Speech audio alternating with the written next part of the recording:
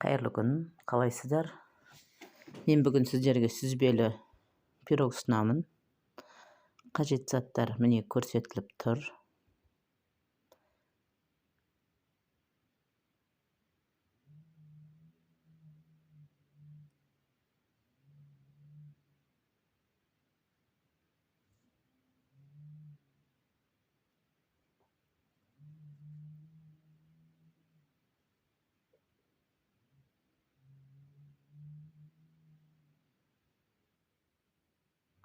Ең бірінші майды, бөлме температурасында тұрған майды осылай алып, үстіне қантымызды саламыз.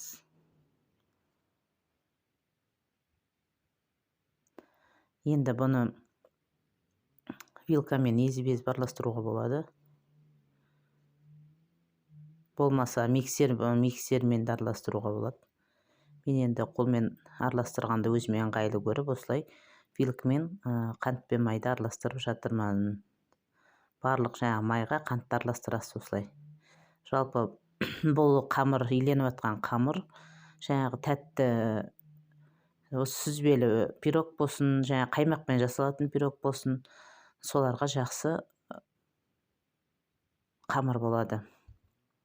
Сондықтан осы қамырды жасауға кеңес беремін. Енді осылай майымыз бен қантымызды бір-біріне жақсылап араластырып аламыз.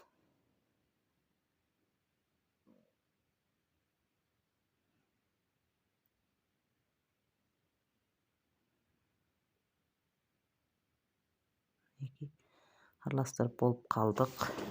Барлық қантымыз маймен бірге бірігіп кетуі керек.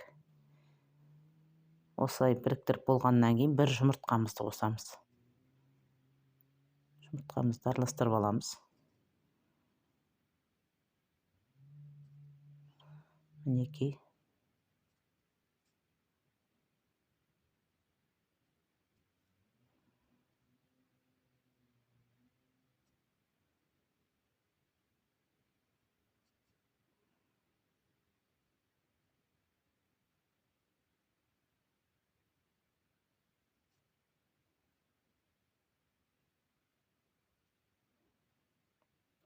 Енді ұнымыз бір шай қасық қопсытқыш қосылған ұнымызбен жұмсақ етіп қамыр дайындаймыз. Ең басында осылай вилкамен араластырып аламыз да, кішкене комоктары көбейген, түйіршіктер көбейгеннен кейін қолмен біріктіретін боламыз.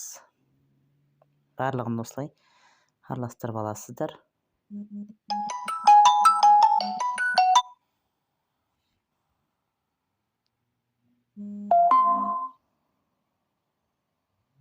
Мінекей. Осылай қамырымыз дайын болды. Енді қамырымызды біріктіріп қоя тұрамыз да. Әбден біріктіріп аламыз осылай. Біркелкі қылып.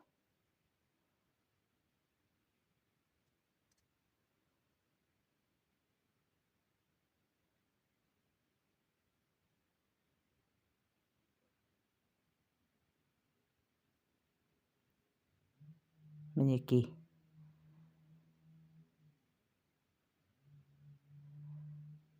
Осындай қамыр пайда болды. Нәтижесінде жұмсақ. Жұмыс жасауға ыңғайлы. Енді осы қамырды қойып қоямыз да, біз қазір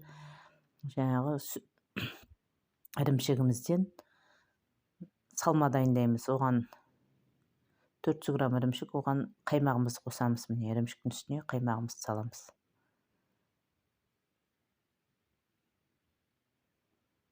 Қаймағымызды салып араластырамыз.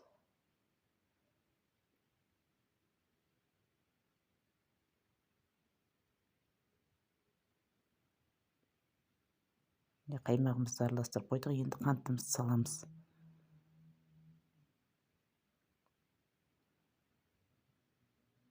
Одан кейін 2 жұмыртқамызды қосамыз. Жалпы жақсылап араластыру үшін блендермен де езуге болады. Менде блендер болмағандықтан осы миксермен осылай араластырдым. Мінекей жұмыртқамызды қосып араластырып жатырмыз. Блендердің ақырынына қойып аласыздар. Ең төменгі скоростына қойып араластырыңыздар.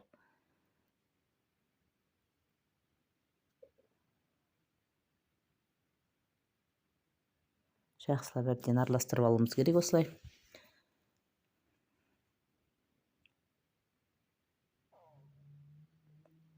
Жақсылап араластырып жатырмыз міне.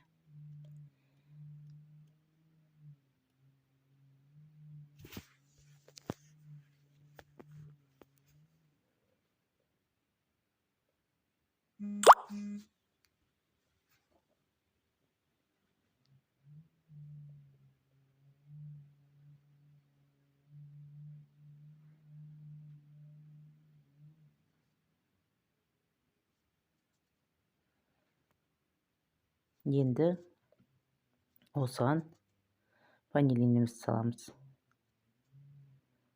10 грамм ғана ванилин өзі мына пакеттің ішіне, соның барлығын салып жібереміз. Енді ванилинімізді салып алғаннан кейін былғап алдық. Мінекей. Енді салмамызды, картоп крахмалын салдық. Енді салмамыз дайын. Салмамызды қоямыз да тапамызға майлап тапамызды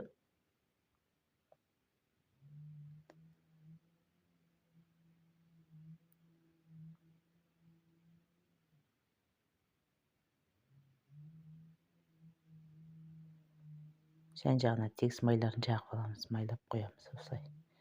Өсімдік майымен майлап. Міне дайын жаңағы қамырымызды жаямыз. Ең бірінші шет-шеттерінен бастап жайған дұрыс. Жоғарысына шейін жаңағы тапамен бірдей етіп көтереміз.